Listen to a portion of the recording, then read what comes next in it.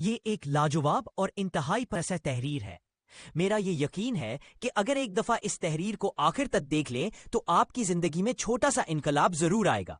ایک نوجوان نے درویش سے دعا کرنے کو کہا۔ درویش نے نوجوان کے کاندھے پر ہاتھ رکھا اور بڑے جذب سے دعا دی۔ اللہ تجھے آسانیاں بانٹنے کی توفیق عطا فرمائے۔ دعا لینے والے نے حیرت سے کہا، حضرت الحمدللہ، ہم مال پاک کرنے کے لیے ہر سال وقت پر زکوٰۃ نکالتے ہیں، بلاؤں کو ٹالنے کے لیے حسب ضرورت صدقہ بھی دیتے ہیں، اس کے علاوہ ملازمین کی ضرورتوں کا بھی خیال رکھتے ہیں۔ ہمارے کام والی کا ایک بچہ ہے جس کی تعلیم کا خرچہ ہم نے اٹھا رکھا ہے۔ اللہ تعالیٰ کی توفیق سے ہم تو کافی آسانیاں بانٹ چکے ہیں۔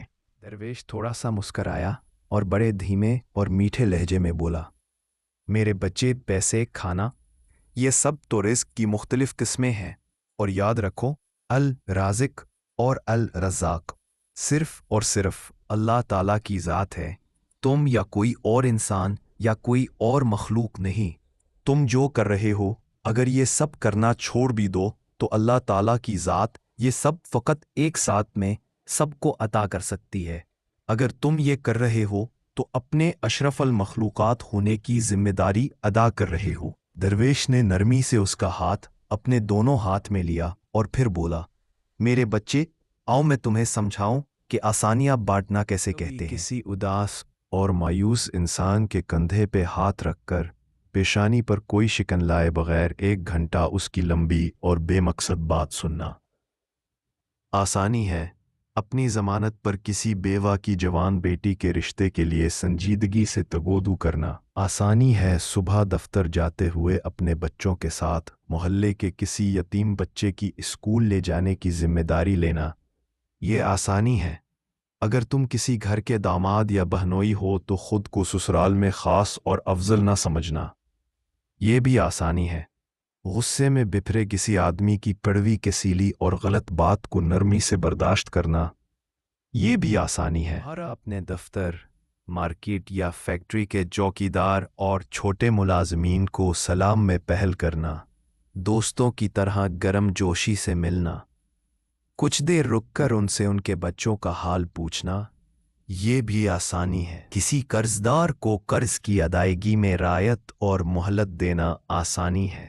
ہسپتال میں اپنے مریض کے برابر والے بستر کے انجان مریض کے پاس بیٹھ کر اس کا حال پوچھنا اور اسے تسلی دینا یہ بھی آسانی ہے۔